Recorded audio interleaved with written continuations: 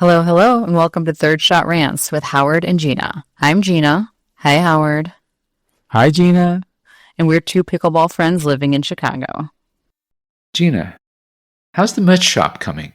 Howard, come on. You know I've been working on this for about 30 seconds every week for the last 2 months. So I'm happy to report that it's coming very, very soon. So by the time this episode is released, we should have a link to our merch store. We've got some cute stuff, cute sweatshirts. We've got some drinkware, t-shirts, and some stickers.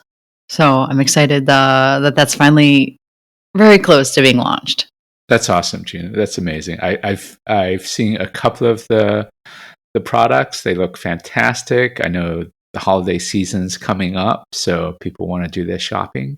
We will have a link in the show notes for this, and also I'm going to try to read the URL, although it's a little long, but it's I don't know if you need all of this, but it's https / cottonbureau.com /people /third-shot-rants. I'm not going to try to read that again, but the link will be in the show notes. We're not making any money on this, Gina. Is that right? That's right. We are just spreading the word of Third Shot Rants. We're here for the people. Everyone on my list, my holiday shopping list, is getting some Third Shot Rants gear. Yeah, it's super easy this year. Love it. Awesome, Gina. They look great, and I hope people are interested. Gina, who are we talking to this episode? Howard, today we've got Dupr CEO Tito Machado. If you have ever checked your pickleball rating or bragged about your Dupr score, you've got Tito and his team to thank. He's leading the charge at Dupr, that's the dynamic universal pickleball rating, and basically trying to bring some order to the chaos in this pickleball world. Under his watch, Dupr's become the go-to rating system for players all over the world. We're going to talk about the new algorithm, get Tito's take on a few hot pickleball debates, and maybe get a glimpse at what Dupr is cooking up next. Tito, welcome to the show. Thanks so much for taking the time to join us on Third Shot Rants today. I'm super excited. Thank you for having me. And like always, feel free to ask me anything. I'm a little too transparent. So happy to answer any questions, any debates, anything else. My team always yells at me because I give too much information. So use that wisely. Howard, this can be fun. Yeah, Tito, it's we appreciate it, and it's been impressive how accessible you are to everyone. I think everyone I talk to really appreciates that, getting your perspective on all the hard questions that people are asking. No, thank you. I always say this. We sometimes from the outside it seems like companies are bigger than they are, and we're like we're still like some of the core group that started this. We care. We've been in not that long ago. We were pitching this out of a Google Slides presentation, and that wasn't that long ago. We were just showing people, hey, we have this idea. We're gonna do this. We're gonna do that. So many of us are pickleball players. We care. So I think it's important that people know that we know the issues that they're dealing with, facilities are dealing with, what are people talking in the community, and explain it and make sure that we're all on the same page. That's awesome, Tito. Let's get started with this new algorithm. Can you tell us a little bit about like what the feedback's been, what the comments have been, what people are saying? Yeah, it's been it started crazy. It started absolutely crazy when we made the algo change, and it's honestly it's really quiet down. I think there is a certain group that's still a little bit getting used to the new format, but I'm using every opportunity I have to kind of like explain the logic behind everything. One of the reasons why we had the old algorithm is because we thought it was an easy concept to grasp for the community. A lot of us pickleball players, we haven't done sports in this college, in high school. We're back in pickleball has brought us back to a competitive background, right? Everyone busy with their lives, work, families. So, we wanted to create something that was easy to grasp, that people understood, and it wasn't conflictive. The problem is that you cannot always make everyone happy, and the winning go up, losing go down was creating some really difficult situations, right? It was creating a bipolar system. We have people that were maybe not shouldn't have been as high as they would, and people that shouldn't have been as low as they are, because it was creating this bipolar movement, right? If you are very dominant in your club, right, and you keep winning, in the old algo, potentially you could have gone all the way to be a 7-0, and play at Ben Jones level, right? Because it was more of a reward and kind of reward and punishment. If you win, you go up. If you lose, you go down, right?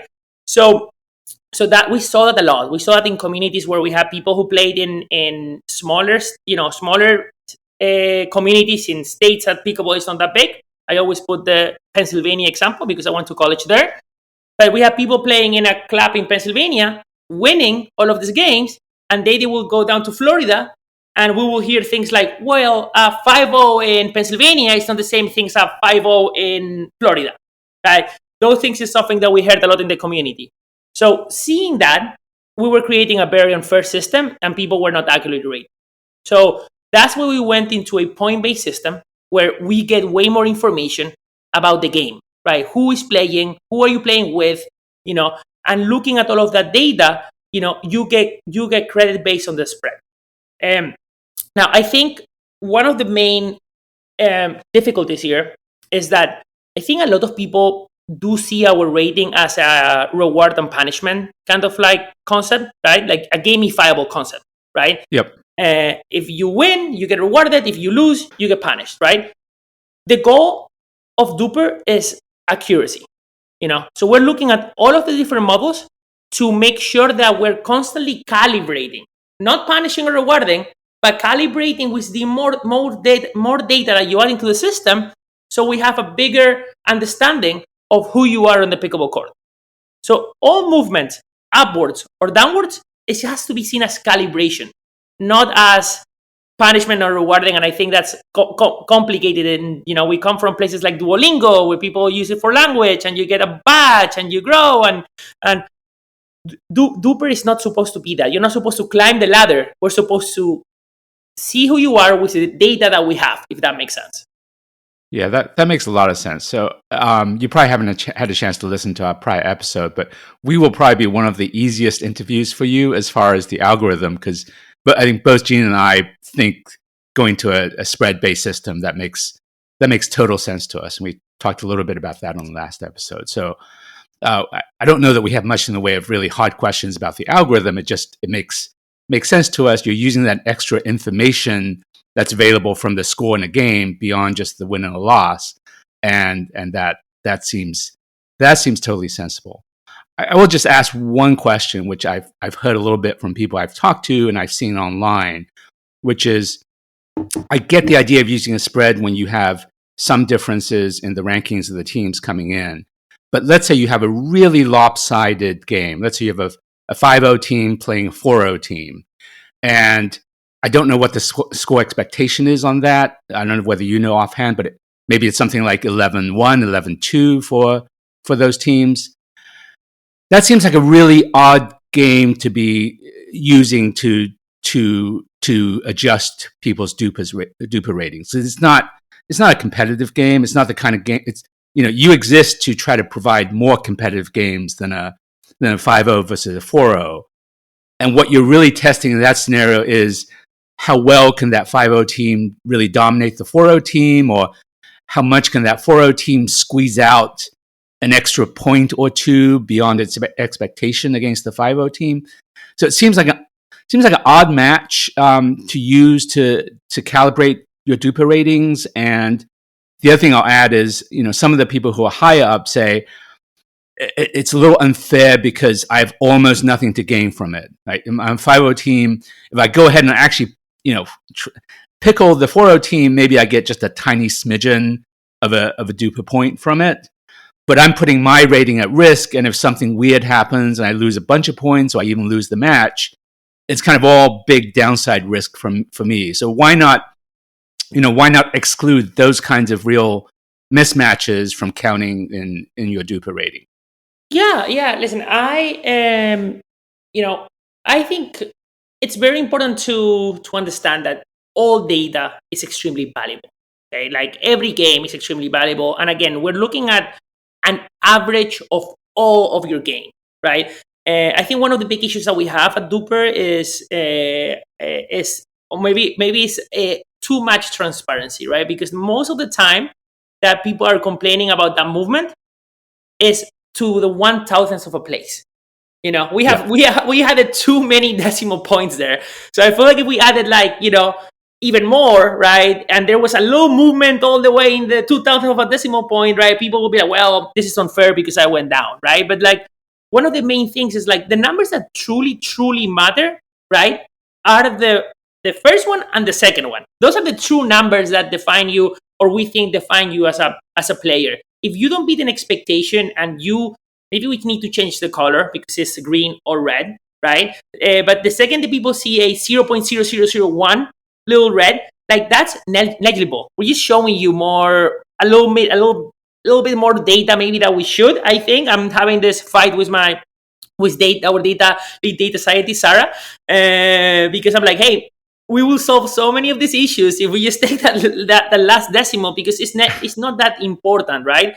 And I think that's the case. Yes, you're right. It doesn't. It's that game might not give you, might not be something that is pushing you upwards. At the same time, it's good data. We're averaging out every single game that you have. We're receiving and getting more information about you, who you're playing against, who you're playing with, how are you competing at that level. We don't want to throw that data out. This is a marathon, right? We are going to be here hopefully in 10 years collecting more and more information, getting more and more accurate. So all of those small things are simple calibrations of the rating. And that 0.001 shouldn't be like, I don't want to play Dupr anymore. They're punishing me. Are you expecting me to pickle everyone? No, I'm expecting you to go have fun, do your best, have a great time on the court, and don't think too much about the 1,000th place of your rating, because it's really not that meaningful. Yeah, I think that makes sense. I mean, as I said, I think Gina and I are very supportive of the new algorithm, and it overall makes a lot of sense to me. But I wanted to ask that question because it's been kind of floating around out there. But that makes a lot of sense. The other big thing, I think this is very important, that because exactly to this topic, because you're completely right. This is one of the hot topics right now on the pickleball industry, mostly on the 5-0 level, or on the the Moneyball tournaments, where people are complaining the most. That's because a lot of people, the received wisdom is I should play up, right? I'm not sure that's actually true, sort of logically or statistically, but definitely people talk about I should play up. And then you've got a situation where someone goes into a 5-0 tournament, and maybe they're facing a bunch of people that are 4-0 or low fours, and they don't like that to start with, just because it's not kind of the games that they want to play. But that's what people are talking about a lot. Yeah, and I think listen, I think we have a lot of opportunities within that event, right? To play, to gain points. And I think it's just like focusing on we need to see the whole story of that event, right? Like when you look at it, you might play with someone who might be a little lower rated, but I always put this example, like if I'm playing a team that is better than me, they're supposed to be me 11-5, 11-5, right? And I'm playing a team that is below me, and I'm supposed to beat them 11-5, 11-5. I think you have a bigger chance to overperform with the team that it's below you than the team that is above you. If you think about it logically, right? That's an easier game for you. If you play better some of the key points, I think that might allow you to play not play the system, but win some Dupr points, or make your rating go up. So I think that concept is misunderstood. I think that concept is misunderstood because people playing up. By the way, this notion of playing up is not only because of the algorithm. Players always want to play up because I think we all think we are a little stronger than we are. So even before we made this change, I had a lot of people telling me, well, I beat a 5-0 before, or I went 11-10 with my neighbor who played a PPA last year. And I should be a 5-0, right? So I think that nature was there already. It's not new. I think that happened. But also, I think people are giving too much weight to one game or two games as I said, this is the whole event. This is the whole history of your last 40 games. That one tournament is not going to make that big of an impact. But I do have to say that some of those 5-ball groups, and this is going to be a growing pain for us, and people are going to struggle with this. We had a lot of inflated people in that group because of the old algo, and we know that, and we're looking at that. So because we have people who are very strong in their community, they went to a very high, 5-5, and maybe they weren't 5-5. They just keep dominating that group, playing against lower level players. They went up, and now their rating is seeing those games. So like, maybe you are not a 5-5. Maybe you're closer to a 5-1. So naturally, we need to bring you back to the place where you're supposed to be. And that's something I'm really trying to address. And we're trying to figure out, because that's hurtful, right? I don't want to, if I already feel like I gained my 5-5, I don't want you to take it away. So it's something difficult that we're trying to deal with. Yeah, that makes a lot of sense. And that actually brings me to the next thing I kind of want to talk about. I've heard you give the example on a couple of other podcasts you've been on where you talk about there's a senior female pro who's dominating her little area and beating everyone all the time, and her Dupr keeps on going up under the old algorithm. I guess I'm not entirely sure the extent to which the new algorithm really fixes that. So if someone still plays in on our show, we've talked about the idea of like a biome, a little isolated ecosystem where there's a set group of players who are just playing each other over and over again, and they're not interacting with people outside of their little biome. If you still play that way, and those are all your games, and let's say you are by far you're the Ben Johns of your biome. If those are the only people you play against, isn't it still going to be the case that you are going to dominate within that group, and you're going to have a really high Dupr even under the new system, because you're still beating everyone else over and over again?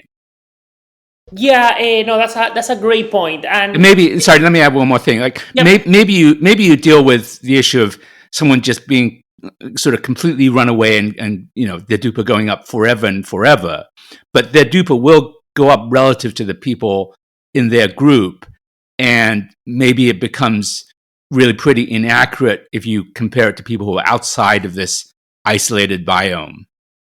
Yeah, and I think this also allows us to break that isolation a little more, right? Because yes, you might be dominating your group, but you have new players coming into the Pro Senior Tour, maybe with lower ratings, right? Because they've been playing on the new algo, and now we see those matchups that we like. Those matchups, even so, if you have like a 4-5 group, right, playing on the seniors, like a 4-5 team playing on a senior. Now, if we see a closer matchup between those two, right, the higher rated player is going to go down, right? So I think back in the day that wasn't allowed. We still there was mingling in those groups. There was mingling. The problem is it was like you have people coming in and out of those senior tournaments all over the country, right? And new people getting drafted into the MPL, for example, and new people coming in.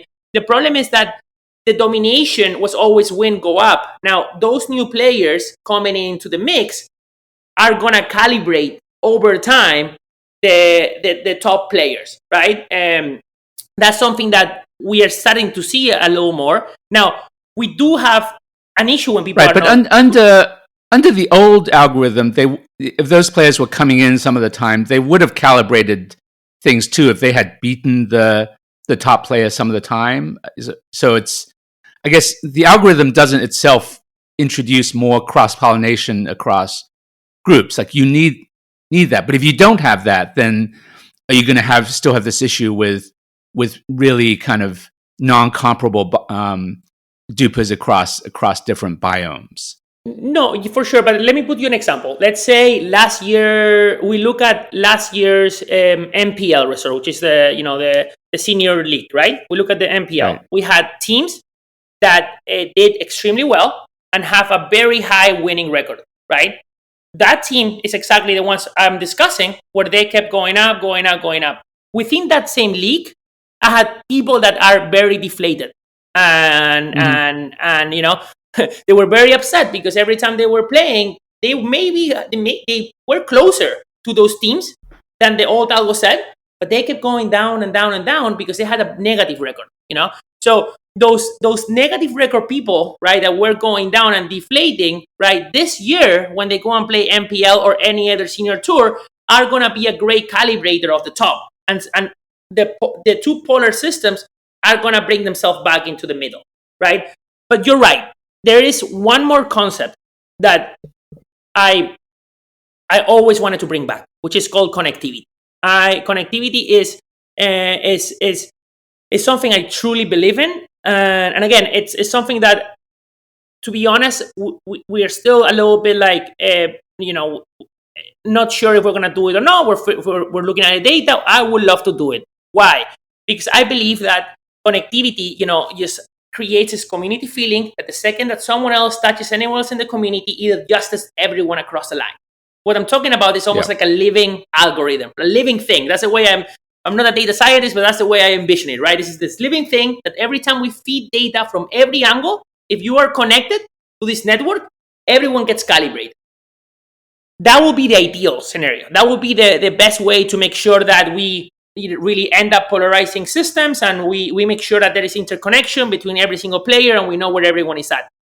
The problem with connectivity is it creates movement without playing, right? So that is something that is scary. It's scary because you might go to sleep tonight being a 4-5 and wake up in the morning being a 4-3. And I value my life way too much to do that. The people would be coming for you. Yes. But Dupr did this before, right? And then it you guys, it was a problem, and it was a problem. So it was, first of all, we didn't have the number of games that we have now, right? We have 9 million games right now. That was critical for us get all of that database. So movement would have been. So when we were so young, doing such a dynamic algorithm, the jumps were too extreme, right? Because we were learning and moving. So again, it was too difficult for people to grasp those big movements because Dupr is seen as your identity sometimes on your club, on who you are, and all of the stuff. So you don't want to lose your identity from one day to another. That's why we decided to simplify things and start building forward. Yeah, I think it's this issue of the lack of cross-pollination of groups. So overall, we think Dupr's ratings based on people we know that we play with and we know their ratings seems really kind of pretty accurate. There are not a lot of people who seem more than 0.1 or 0.2 off from where just based on playing them you think they should be. But the awesome areas that both occur to us and I've seen talked about online is our Dupr is really comparable across genders. Our Dupr is really comparable across age groups or geographies. And just to take men and women for a second, it does seem to us that maybe a 4-0 woman's not quite fully equivalent to a 4-0 man. Maybe it's more like a 3-8 man, for example, something like that. And it causes, at least in our local community, it causes issues because a lot of the Dupr sessions that the clubs put on around here, they're open gender. So anyone can join, which is great.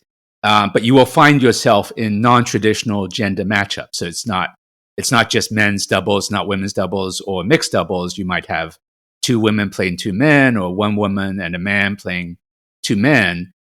And women have told us that they feel like when they get into these kinds of sessions, that often their Dupr kind of takes a hit. And maybe it's because the men's and the women's Duprs are not fully equivalent to begin with. And it's an issue because maybe the ratings are not quite as universal as you would ideally like them to be, but it affects the willingness of people to participate in these kind of open group sessions, which that's most of what the Dupr sessions around here are set up as. Yeah, no, that's a great point. And I think in a lot of these cases, when we look a little deeper into it, Howard, it comes down to some issues that are part of the old algorithm, and some people that had a little bit of inflated Duprs, and now we're playing and they're coming down. And the reality is that we have more data in regards to non-traditional games than people think. 20% of our games are non-traditional. So we do have a quick you have a really good sample size to be able to analyze where people stand and what levels are and calibrate all of these different things. And I think what's going to happen here in the next year, and this is why also I want to be as transparent and talking to as many people as we can, is this is a self-solving issue. The more we play and the more data that we add, right? Like stopping to play just because you're seeing movement now after we change the algo, it's just a calibration moment. I get it, like you don't want to lose your 4.0, but this is all going to get itself together the more data that we add and we use the new algo to put people into the right place. We're also adding a couple of other things. We're adding subscores coming up in December. So you're going to be able to see what your female on female performance is on your rating. Yeah. We're also going to do not only gender, but we're going to do different age groups and how you perform in certain age groups and stuff like that. Now, people. So we'd love to get into. Yeah. We'd love to get into that in a second, but I just want to stay on the gender groups for a moment. So it's fascinating to us that you have all this data. That really makes sense as something you could study. And I wonder, have you looked at, so I gave this example, you could have a 4.0 men's team playing a 4.0 women's team. Let's say they enter with very reliable Duprs. You've got a solidly rated 4.0 men's team playing 4.0 women's team. You have not just that particular example, but you have lots and lots of data on all these matchups that are non-traditional gender. Have you looked at the data to see whether men's and women's Dupr ratings are equivalent in those kinds of matchups? Like if a 4.0 men's team plays a 4.0 women's team, does it come out on average 50-50, or is it not quite that? Like, I think for people who want transparency, it would be really interesting to know, okay, we've gone and studied all these data of non-traditional matchups, and we've either determined that there is some disparity, which we're going to try to work to fix, or maybe the rest of us are wrong, and maybe things really are equivalent, and you have the data to actually look at that and study that. Yes, we definitely have, and we've looked at so many of these different models. I think that it's very important to understand, like, we want to make our rating, and I made this comparison the other day, right? Like if you're going 30 miles an hour, right, and you're running at 30 miles an hour, right? Is there a difference between a male running 30 miles an hour and a female running 30 miles an hour? No, 30 miles an hour is a metric, right? There is no difference on who's running it. It's 30 miles an hour. That's what Dupr should be. If someone is not running at 30 miles an hour, then they can't. They're not at that level. So someone is wrong on that 4.0 group. Someone is not rated equivalently, right? But I have the luck to work with Bobby Oshiro for many years here at Dupr, right? At some point, we were both 5.0s in singles. Bobby beats me every time I play singles with her, right? So she's a female, I'm a male. She beats me. When the second you have cases where you have, women that are gonna beat you on different things, level is level. It doesn't matter what the gender is. I think the problem is that, because of the past of the way that we were using that data in the past, people weren't rated, right? And maybe your point is there are some women that are inflated. Maybe a 4.3 woman goes all the way down to a 4.0, and now they're playing at the same level, right? Now we're saying that 4.0 is 4.0, but it's going to take some time to calibrate everyone and get everyone into exactly the same spot, upwards and downwards, right? To be able to get to the spot. But level is level. I mean, I don't beat Bobby Oshiro. And, again, I am a 32-year-old male. I run Ironmans. I train like an animal, and Bobby gets onto the court and she plays with me. She toys with me, So this is about skill, not about age and gender. And that's something that it's difficult because in our sport, historically, we've divided a lot of brackets by age, by gender, and so on. So it works like that. But it's gonna, as I said, I get that there are sort of anecdotal examples, and as I said on the previous show, absolutely, there's Gina kicks my ass all the time, but I wonder whether you looked at it systematically. Like you have all these matches from non-traditional matchups. You could go and look at the data to see whether ratings are equivalent on a comprehensive basis across your data set. And I wonder whether you've done that and whether you can not now, but at some point report some of the results of that, which would either give people assurance that the ratings are on average equivalent, or that there's an issue and you're going to work to fix it. I guess that would be really interesting to us. Yeah, no, 1,000%. We have the data. We look at all of these matches all the time. We want more of this. Honestly, we want to see more of these results. I think that's a great point, and I'll talk to Sarah Carpenter, which is our head of data scientist. That she again another 5-0 that beats us all the time, and tell her to put all of this data together. I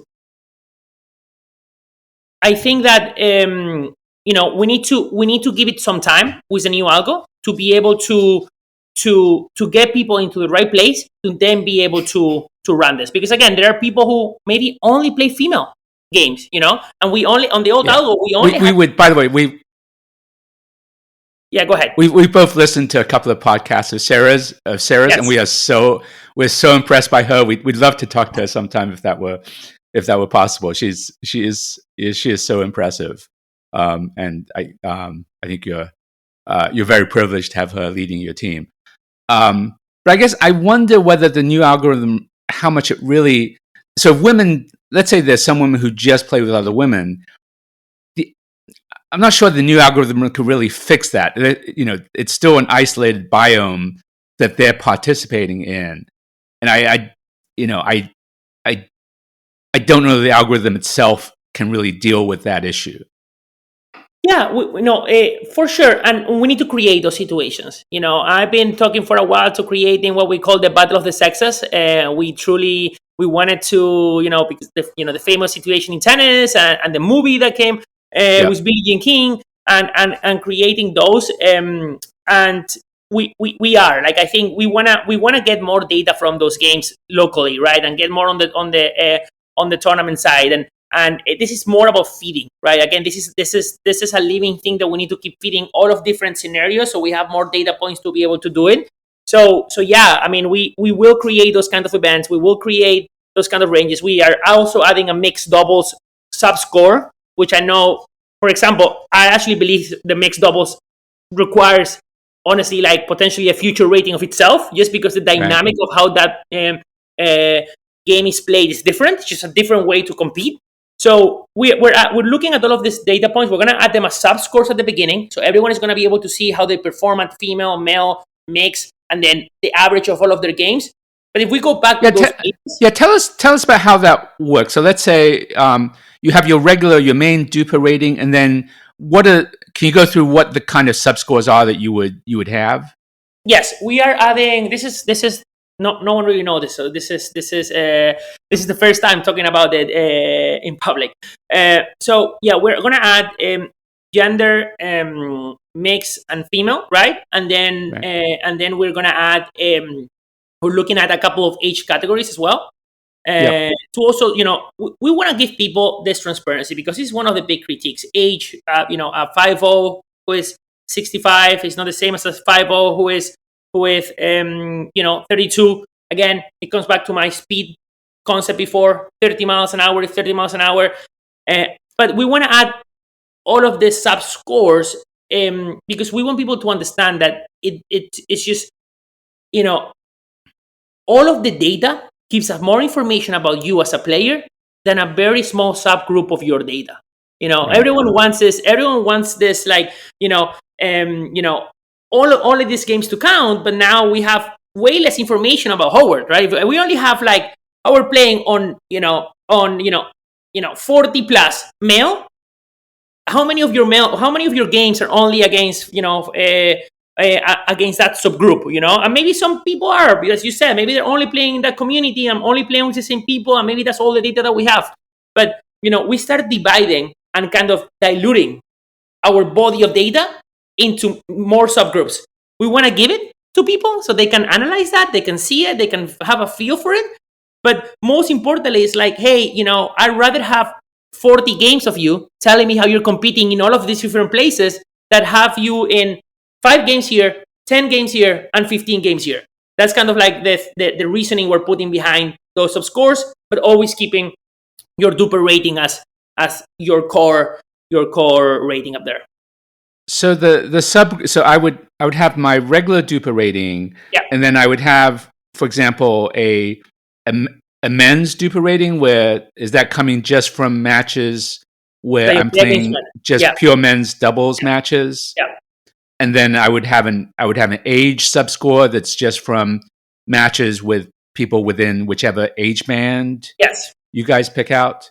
Yeah. Okay, that is super interesting. Yeah. So these are like the main issues that we've been hearing, and it sounds like Duper's listening. So I like that. I mean, this sounds like a really thankless job that you have, Tito. To kind of be the face of Duper and have all these people obsessing over this number. Um, and yeah, just kind of putting it out there that Duper's not a reward and punishment system. It's literally just where you are today in pickleball. Yeah, this sounds really tough. No, it's Are you going to project where? So that I'm 57, almost 58. So I would get a rating within whatever 50 plus or whatever age band you have, right? Would you also project what someone would be outside of the age band? So I'm whatever I am as a 50-year-old man, but what am I as a 30-year-old man or Yeah, something so like that? I think all of those things are gonna come in time, and this is where again we want to give as much data.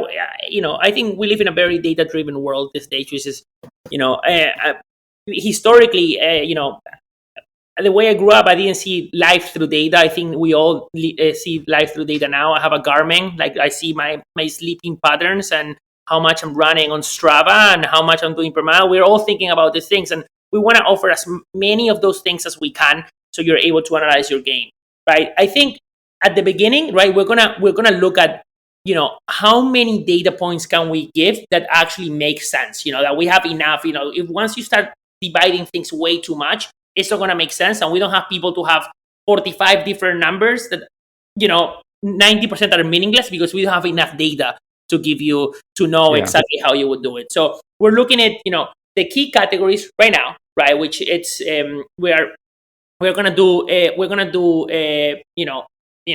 below 50, 50 plus, and 65 plus, and then age and gender. Those are the three categories that we're gonna have. We're adding rankings by age. We're gonna have that. How do you rank in your age category and those things? Because I think those are really cool things. I would love to see, as a 32-year-old, where do I rank in? I live in Boca Raton these days, so how do I rank in with the other 30-year-olds in my group? Those things, yeah. When it comes to rating, again, the more matches with different people, with different players that we get, we're gonna be able to give you more data points. But at the beginning, for this first release, we're gonna focus on those gender mix, and then those two, the 50 and under, 50 plus, and then 65 plus. That's kind of the main focus for now. One question: when you start doing subscores, does it take away from the notion of universality of your rating? So, if I truly had a universal rating, that really should just be my rating and applies no matter what age or gender groups I play in. Now, if you start to give me a Dupr just for my age group or just for my gender, that's suggestive that my overall rating is. If I truly had a universal overall rating, you wouldn't need to tell me anything else. That would apply no matter what age and gender groups I play in. Once you start to go down that road, it feels a little less universal. Yes, so you are completely right. That's why your Dupr is going to be your Dupr always, and we're never going to share. That's not something that is going to go. You do this a data point that we're giving you, like a sleep pattern, like anything else from the data that we have. This is where you're at, but that's what we call them subscores. Your Dupr is your Dupr. We want to keep that as your number, the number that defines you from all of the average games that you play and everything else. I also think it's important to I think we're doing it also in an educational way. I think this is Right. something that a lot of people are asking for and complaining about. We want to put it out there, because I think once we add, I hope so, we add a lot of information, you realize hey, I actually only have this many games with this age group. I actually don't play, with this many, I don't have that much data.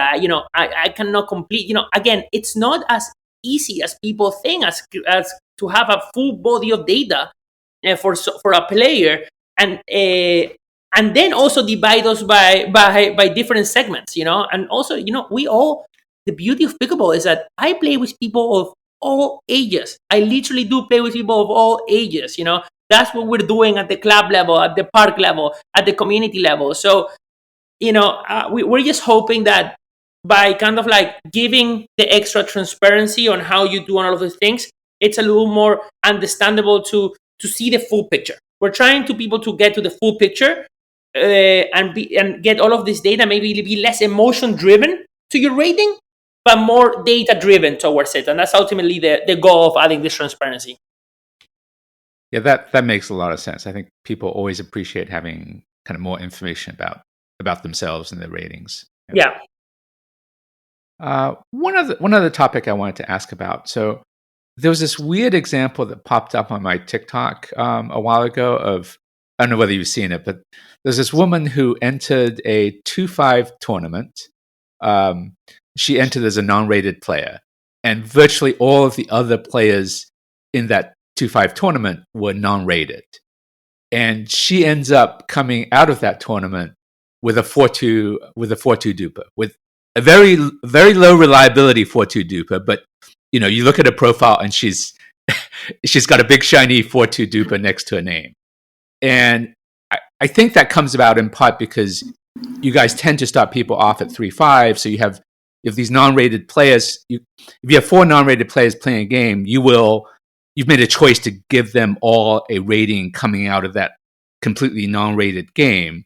You don't have to, but you made. I understand why you might do that, because it's nice to see a number when you play a game.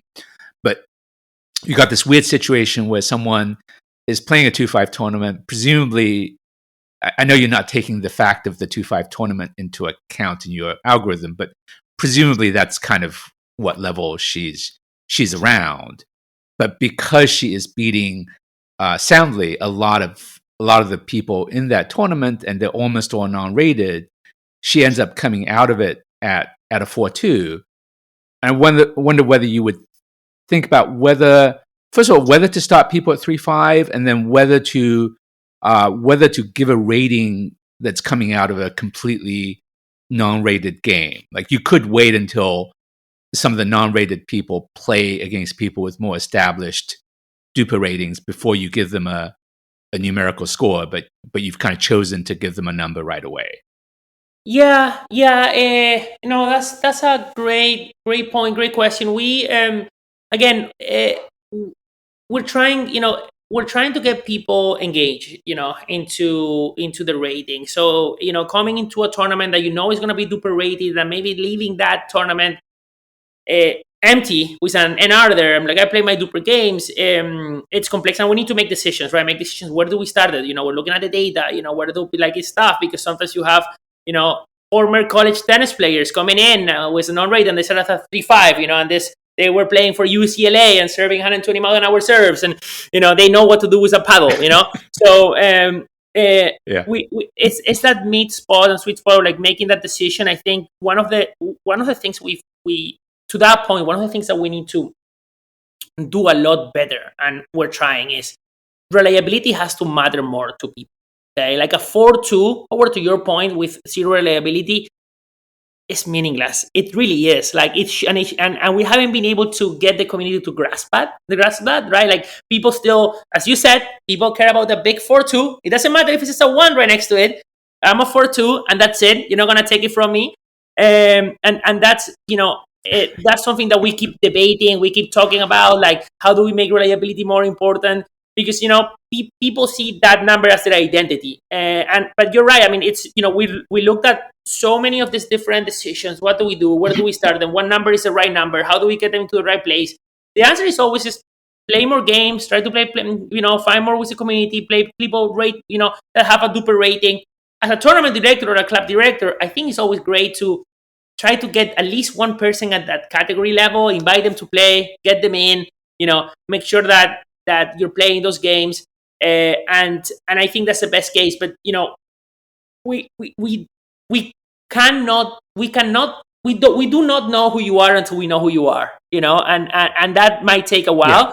Yeah. But we also want people to leave and kind of like get this number, feel like they're part of their journey just started, and start from there. And now we need to figure out how do we teach the community that reliability is as important as the big number that you see, and that all of this is not really meaningful until we know who you are. Yeah, I mean, we've talked to some club owners, and they're in a tough position, right? Because it's a little tough to require a Dupr to start with, because not everyone has one. And then if you throw on top of it, you're going to require 50% or 60 or 80% reliability, then you're kind of cutting down on your potential customer pool. So they're in a little bit of a tough spot. Although we did just notice there's one club in our area that had just issued an invite for a tournament, and they're requiring a 50% reliability threshold to count for their Dupr. So that's the first time I've seen it being used around here. Yeah, one of the cool things I always recommend, and we all love to play pickleball. Like, this is as easy as an invitation to come and play, right? The best way to get people rated is what we call, king and queen of the hill, right? You come and play, you get, a couple teams come in, play for an hour, split partners, rotate. If you win, you go up. If you lose, you go down. Split partners. You do that for an hour with a group of people in your community. All of those different data points with different partners, with different players, would get people rated very fast. And it's one session. It's one session that you're getting people in. So my former life, I used to run clubs. So if you want to get your players rated, it's quick social. Get people in, get them playing, get them splitting partners, get a couple games. You do that a couple times, and you have all of your players very reliable, because we have so many different data points. Maybe even more reliable than some players that are playing with the same partner on every tournament, PPA. That might be even better than anything else, because we see who the weak link is, who the strong link is. When you ever do that, you go with 4 people, and there's the team that plays with that one player always wins. You see, all of those things are really important data points for us. We see those rotations, we see the split partners, and we get people accurately rating. So I always recommend, hey, these are fun social events. You get a lot of games. You get to meet new people, new partners, invite the community over, and you're able to get them accurately rated very fast. Yeah, we have a friend who runs for free outside Dupr sessions when the weather's good in Chicago, and a lot of people do get to play. But one of the issues that does come up is the gender issue that we talked about before. That some women, I think, are reluctant to go into those sessions because they feel that their Duprs might be impacted by them. So that's kind of a challenge for them. Yeah. I think those are protecting your current rating is not going to help the overall accuracy. And I think I know I'm asking a lot for people to kind of be like, do it for the good, for the great of the community. Keep playing, keep adding data, because the more that we do this together, the more accurate it's going to be. The more that you don't do this, the more that you try to protect this number, right? The worse it's going to be, and also your reliability is going to go down, and your rating is not going to be, it's not going to be trustworthy, and so on. So honestly, it's just get there. It's pickable. We're not punishing you. We're not rewarding you. It's just about finding level-based play, making sure that you're having some fun games. If we all do this together in the community, this rating is just going to get more and more accurate the more we feed it. I think it's a self-solving issue, but it's also a self-solving problem. A self-creating problem. I don't even know how to say that, but a problem that we create to ourselves if we all decide, hey, I'm happy where I'm at. I got my 5-0. That's it. I got my status. It's not about status. It's about this, a healthy community that we all want to create. Have you thought about just not reporting a Dupr rating for people if at the moment you report any Dupr rating, but you give them a really low reliability score? But have you thought about just, if you fall below what would be 20% or 10%, at some point you're cut off and you no longer get a numerical Dupr rating, to kind of incent people to keep things fresh? Yes, of course. I am very known. Again, I as I said, in my perfect world, which is not everyone's perfect world. That's why we find the middle ground. Is I would add connectivity and I would add decay. Okay, decay is Sarah, for example, our data scientist. She doesn't like decay. She's not a big fan of decay because as much data as we have, the better. right? But I am a big proponent of like, after a certain time, right, that match that you played a year ago stops counting for your rating, so you lose it. Okay, that's a very aggressive move, right? Because again, that creates movement without playing. We've discussed, freezing your rating. Same thing, freezing your rating. Like, hey, if you haven't played in 6 months, you just lose the number. To be able to bring it back, you have to go and play. Again, those are things that we think we want to do, right? And we want to get out there. I think the problem is, like, we're all, and I include myself, we're all very emotional about our rating, right? If I take someone's rating out and now they're not the 4 or 5 out, now, you have to see a Pickleball forum the next day. So figuring out exactly, what the sweet spot is right here. And we've gone the route of like, let's go on podcast. Let's talk to as many people as possible. Let's communicate. Let's add more data example. Let's add more transparency. Let's explain it more. And hopefully, of course, not everyone is going to follow that. Not everyone, everyone is going to be perfect with it. But the whole goal here is, I want to create a social conscience around the Pickleball community to incentivize play more, Dupr, educate them a little more. But yeah, maybe at some point we need to freeze. At some point, if you are lower than 10, the number doesn't show. And if you want to see the number show again, you need to go and play and prove that you are who you are. A tough one. I would do that tomorrow. I would do that tomorrow, but people will kill me. But yes, I would do that tomorrow. I think people might kill you, actually. But yeah. I think we're coming about to the end of our time, so I want to be respectful of your time. So Tito, really appreciate your willingness to come on the episode and answer questions for our listeners. I think that's so transparent and open of you. It's a tremendous thing you're willing to do. Of course, no. Thank you so much for having me, and yeah, of course, trust me. Sometimes I am on forums. I am on Reddit, guys. I'm reading everything. It's not healthy. It's not healthy, but we are listening. I'm reading absolutely everything. I'm looking at your feedback. And this is across the board. Like, everyone tells me, like forget it. You shouldn't be reading that much. But again, we care. We're looking for solutions to make everything a better experience for you guys, because I think we have the responsibility to take care of this sport that has given all of us so much, and we wanna make it fair and fun and exciting, and not something to worry about. So we will keep talking, and hopefully we can talk again, and keep educating people, and hopefully answering as many questions as we can. So thank you for having me. Thank you, Tito. This has been awesome. So I think our listeners are really going to learn a lot about Dupr, what changed this year, what's coming in 2026. And I think your job is really, really hard. So thanks for coming on and answering the tough questions. You're doing great. Thank you. Thank you so much. Gina, what'd you think of that interview? Howard, that was a lot of fun. Huge thank you to Tito for taking the time out to talk to thirdshotrants. He is doing the work right now, right? He's responding to everyone's concerns, and it was great to have him on. What'd you think, Howard? Yeah, I mean, he's so generous with his time, and I think it speaks well of Dupr that they're willing to go out and be fully transparent, to kind of face all the questions that anyone has, and kind of engage with people and answer them. He also told us after the show that he'd be happy to have Sarah Carpenter, their lead data scientist, come on when she frees up, and we can talk to her too about some of the issues that we went through with Tito on the interview. So we look forward to that. I think if I were in his position, I would be hiding every day just under my blanket.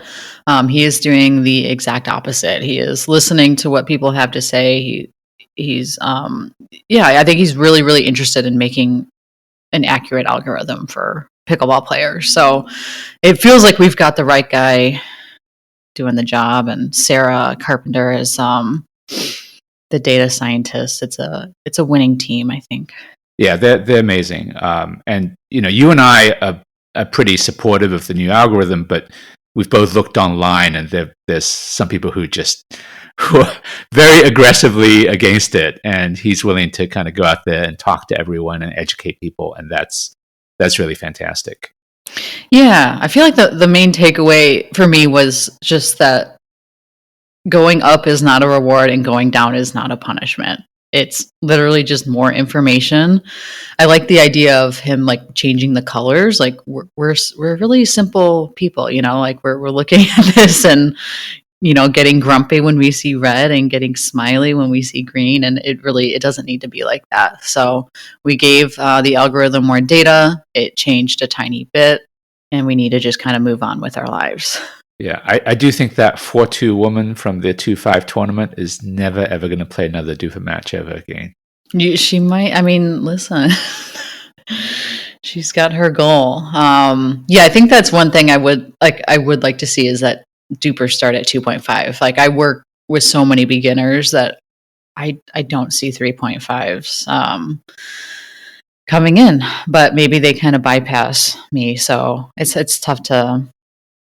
Right, but you do also have people who come in at they are 3-5 or they even 4-5. So we're going to talk about your Dupr matches probably on the next episode. But you had one tournament where you played against someone who I think came in either unrated or had a really unreliable rating, but she was probably a high 4x player, Mm-hmm. and so sticking them at 2-5 to start doesn't seem right either. Yeah, maybe 3-0. I don't know. I'm glad it's just not my job to figure all that stuff out. Yeah, I mean, I think they shouldn't presume what someone's level is, and they should maybe think about not giving someone a rating until they've played against enough rated people for the algorithm to kind of figure out where they should be rather than assume a starting point for them. That makes sense. And like, Tito mentioned that tournament directors could really try to nudge some rated players to get into their tournaments just so that we do have a little bit of accuracy like going in. But that's just one more thing on their plate. Yeah, and that 2-5 tournament that we talked about was such an anomaly. So you don't normally have tournaments where almost no one is rated going in, and I think that's what created a lot of the problems in that example. Most of the time, especially in higher rated tournaments, almost everyone's got a Dupr going in. Yeah, just having a 2.5 tournament in general seems very rare. You're kind of just getting started. We are probably not getting like 50% of our servers in at that point. So it's interesting. I think it's great to like invite people into the competitive community and get some good games in. But like just doing a ladder play, like you said, like is sufficient in being able to rank people. But I do have a business model for you, Gina. If you set up these 2-5 tournaments where people can be 4-2s coming out of it, I feel like you'll get some business. Listen, come get your 4.2. Where are we going to host it? I love that.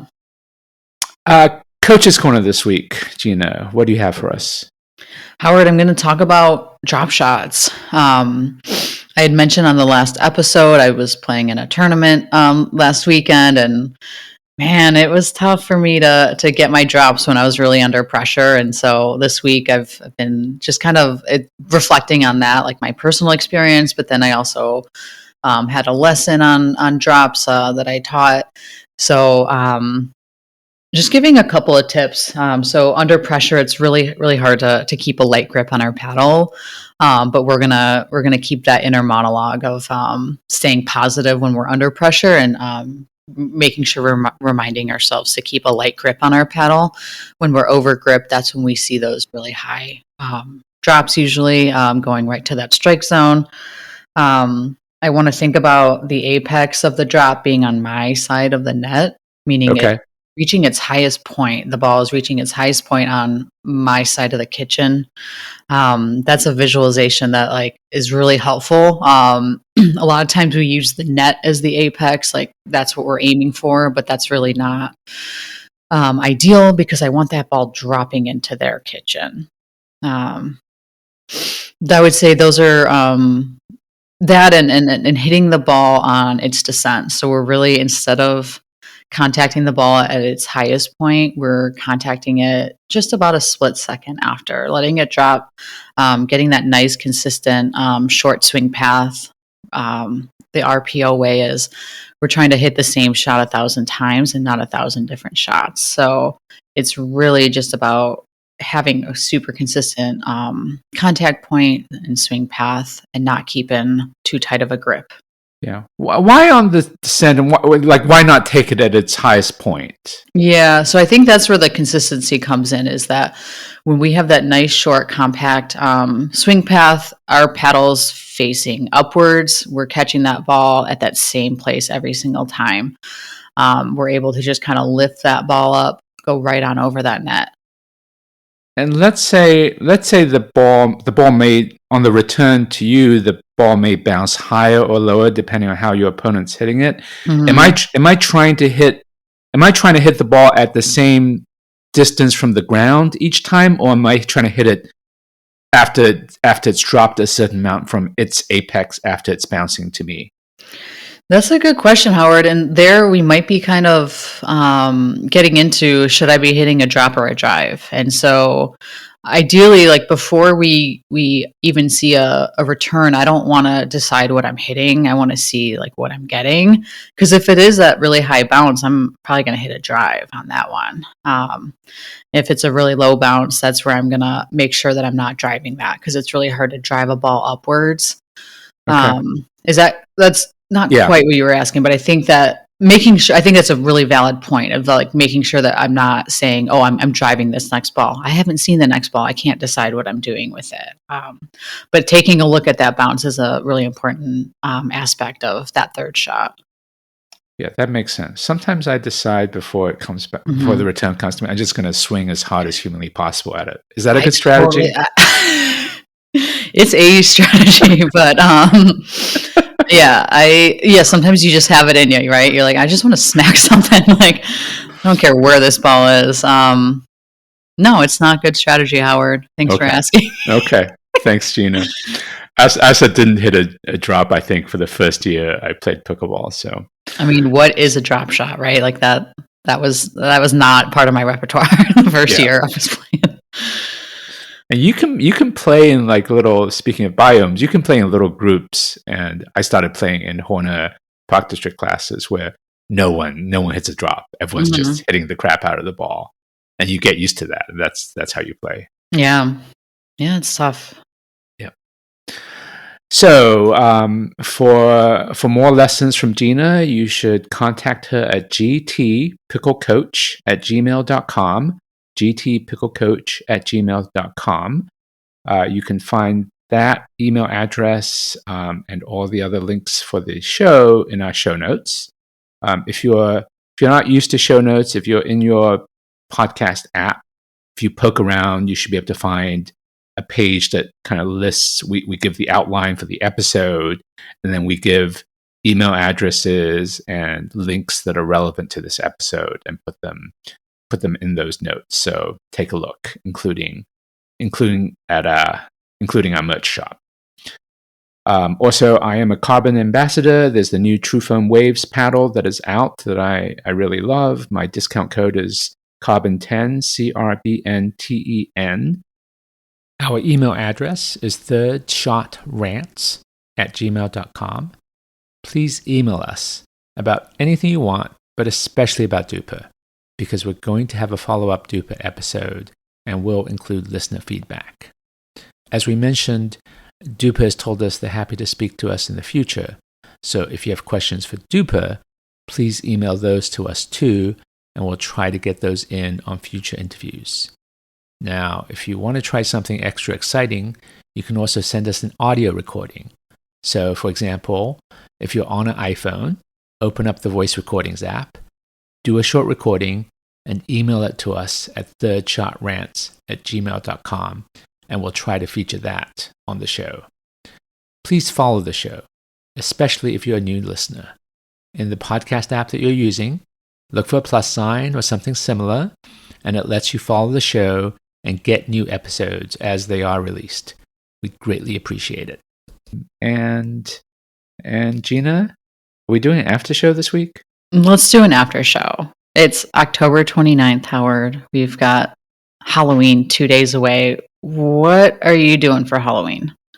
Gina, I'm not really I'm neither a Halloween person nor really a holiday person. So I didn't grow up in this country. That's my defense for a lot of things. I grew up in England, where I think these days Halloween is celebrated in England. But when I grew up, which was a long, long time ago, Gina, there wasn't really Halloween there. There was Guy Fawkes Day, if anyone interested. But that was about it. So I don't believe I have ever dressed up for Halloween. Oh, Howard. What a wasted opportunity. Are you handing out candy? I do, begrudgingly, but yes, I do. I got my bag from Costco, so I'm ready. All right. So if I go trick-or-treating to your house, I can expect you to answer the door, not dressed up. And probably until what time you think you'll be handing out candy? Yeah, 6:37, I think. Once the little, if a little kid comes, and maybe if you're not a little kid, I'm not answering the door, Gina. But so you're looking out the window and you're evaluating. Yeah, for sure. If they're like teenagers who are really too old to be doing this, I'm not overeager to answer the door. I gotcha. What are you doing, Gina? Oh, Howard, I'm excited. So in the morning, me and the girlies are playing at Pickleball Clubhouse. Costumes are encouraged but not required. And I'm deciding between either being serial killer Michael Myers from the movie Halloween or being Luigi from Super Mario Brothers. So very two ends of the spectrum there. Okay. I'm trying to think like which one's easier to plan, or I don't know, which one's more fun. Didn't you do a serial killer like thing last year, or was it something slightly different? So that's exactly right. So I later in the day I will go to my sister's house. I don't get any trick-or-treaters at my house in the city, which really is sad for me. The first year I lived here, I bought so much candy, and Howard, I ate all of it. But so I'm going to go to my sister's house in the suburbs. The kids, my niece and nephew, and my sister will go trick-or-treating, and I will sit on her porch dressed as Michael Myers with the Halloween theme song playing on repeat. And that is very fun for me. So, and then I'm going to go to my friend's house in Jeff Park for a little bonfire. So I'm excited for a perfect day of fun Halloween activities. Nice. When your niece and nephew age out of Halloween, you can come to my house and give out candy from my house. Thank you, Howard. That's the opportunity I've been looking for. So thank you. It like broke my heart that no one comes to my house. I'm like the first year I actually like kind of chased someone down because I saw them walk by, and I'm like, wait, I have candy. Like, welcome to the neighborhood. But it's one of the downsides of living on a busy street. So yeah, that and the background podcast. Oh, Howard, you know what? All my windows are closed. I don't want to hear it. All right. Okay, happy pickling. We're supposed to do happy pickling at the end of the episode, but that's fine. All right. This is the end of the episode. Happy pickling, Howard. Happy pickling, Gina.